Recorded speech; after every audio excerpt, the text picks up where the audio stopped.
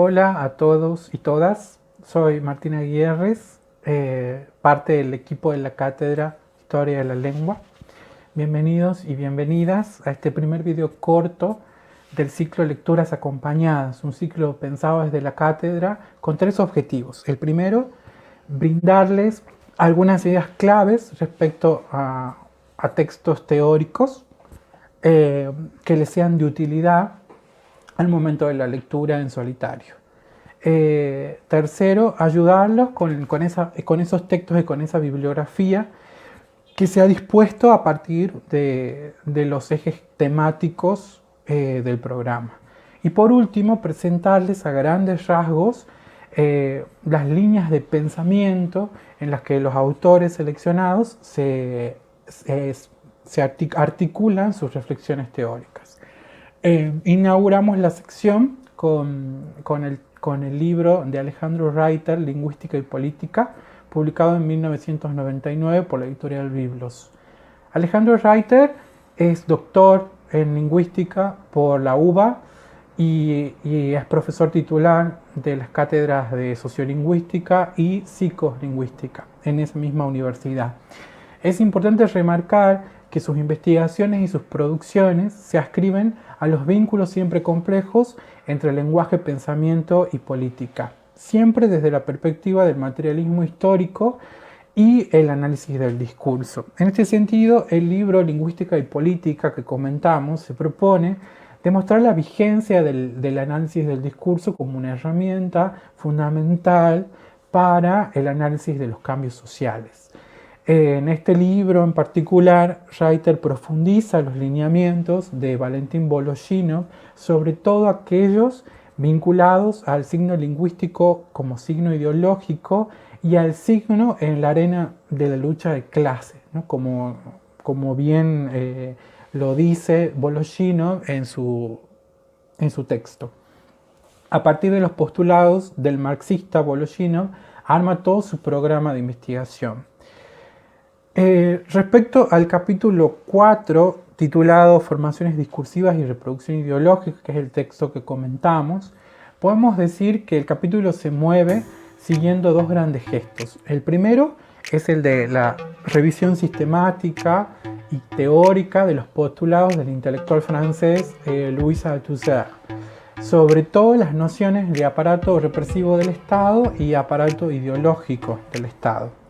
El segundo gesto de Reiter es el de la crítica a esas mismas categorías, dando cuenta de los huecos y las limitaciones que estas categorías exponen al momento de comprender sobre todo la dinámica del lenguaje.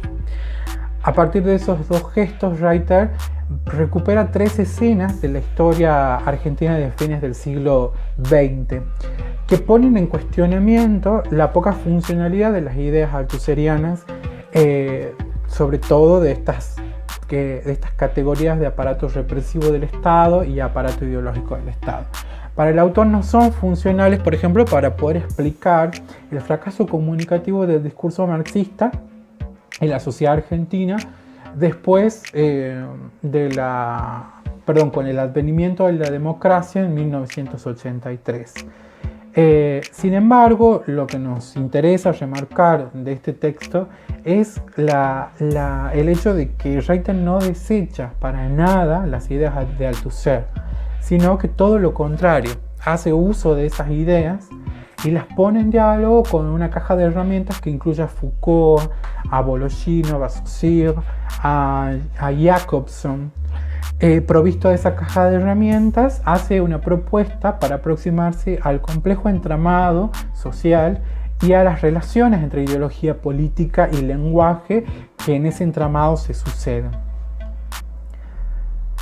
Hemos elegido enfatizar en cuatro ideas claves del texto del capítulo 4 de Reiter, porque creemos que estas cuatro ideas claves son relevantes al momento de la lectura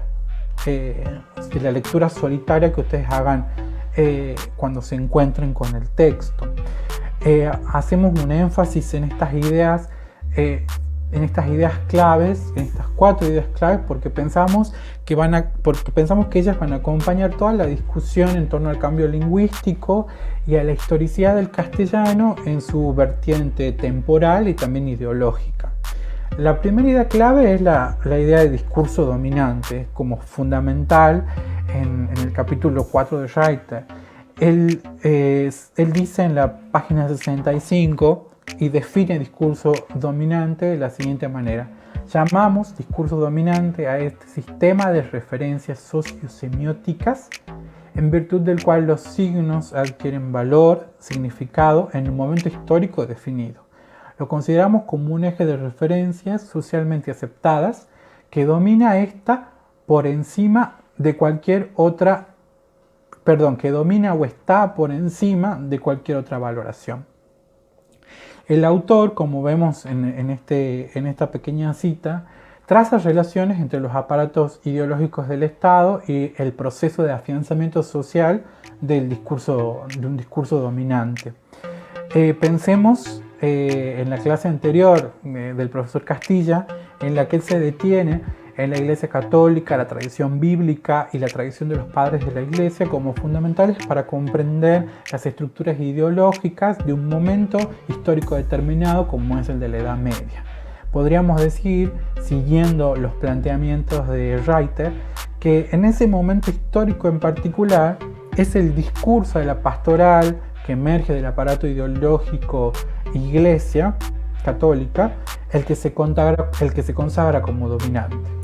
A su vez, Reiter define al discurso dominante como un discurso totalizante, es decir, que es un discurso tendiente a la acumulación y a la inclusión más que a la exclusión. En ese sentido, organiza, clasifica la multiplicidad de otros discursos que circulan en una sociedad. Resulta interesante pensar, por ejemplo, por qué seguimos volviendo a términos como apocalipsis desprendidas de un discurso que se consagró como dominante en la Alta Media, por ejemplo. Otro de los términos centrales del texto de Reiter es la noción de valor lingüístico. Él define el valor lingüístico como aquel que se obtiene así por la distancia virtual a ese eje de referencias que diseña el discurso dominante. Previamente, Reiter había especificado que cuando hablamos de valor, hablamos en particular de los significados, ¿no? Va a recuperar en el texto la discusión de Saussure y de Voloshinov respecto al valor lingüístico, para concluir que valor, significado o sentido se establecen siempre en referencia a un marco diferente a aquel en el que el signo aparece, y ese marco siempre es el intercambio social, los intercambios sociales. Además, para Reiter el valor está supeditado a grados de verosimilitud que entreteje ese discurso dominante. Siguiendo con otro de los términos claves, consideramos que uno fundamental también es el de iniciativa discursiva. Para explicar este término, Alejandro Reiter apela a la dinámica discursiva como una dinámica dialógica. Va a retomar la noción de formación discursiva de Michel Foucault para afirmar que todo discurso en realidad ingresa en una red de respuestas, formulaciones y reformulaciones de discursos anteriores. Afirma, y cito: sin embargo, este diálogo no se realiza de modo simétrico. Dice, no todos los discursos mantienen la misma relación entre sí. Aún manteniendo diferencias o distancias con respecto al eje de referencia, algunos discursos tienen la posibilidad de proponer y otros solamente de responder, dice Reiter. A partir de este enunciado, Reiter va a bosquejar esa propuesta de discursos de iniciativa discursiva, es decir, aquellos discursos que proponen tópicos nuevos o establecen qué temas son prioritarios o determinan los valores de signos ideológicos en una sociedad. Son aquellos discursos que no se limitan a solo el lugar de respuesta previamente codificado por los discursos dominantes. A esos discursos el autor los llama discursos de iniciativa discursiva y Y para el autor son los que conforman los discursos emergentes, precisamente discursos que se oponen al discurso dominante. Por último, es fundamental la palabra clave representación. Para el autor, el lenguaje tiene también un matiz cognitivo que se pone en evidencia sobre todo en el momento en que el hablante procesa el mensaje. Pero al momento de procesar el mensaje no solo aparece ese elemento cognitivo, sino también que el hablante construye una representación sobre ese mensaje, sobre la significación de ese mensaje. Como usuario de la lengua, dice Reiter, no podemos escapar a ese proceso de representación. Lo interesante del abordaje de Alejandro Reiter respecto a representación y a esta dimensión cognitiva del lenguaje es que Reiter vincula lo cognitivo con las instancias de configuración del discurso dominante por parte de los hablantes y por parte de los aparatos ideológicos del Estado.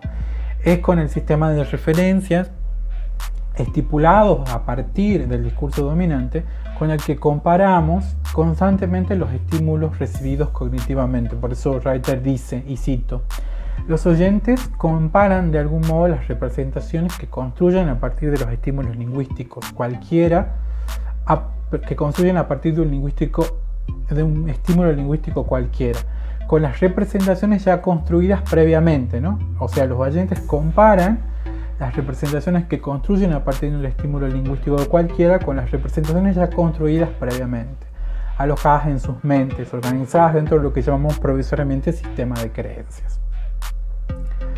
Resumiendo, podemos decir que para Alejandro Reiter, la reproducción ideológica se concreta mediante los aparatos ideológicos del Estado, pero también, eso es lo más importante del texto, pero también en el uso del lenguaje y en los modos de funcionamiento de la dinámica discursiva que llevan adelante los hablantes, ¿no?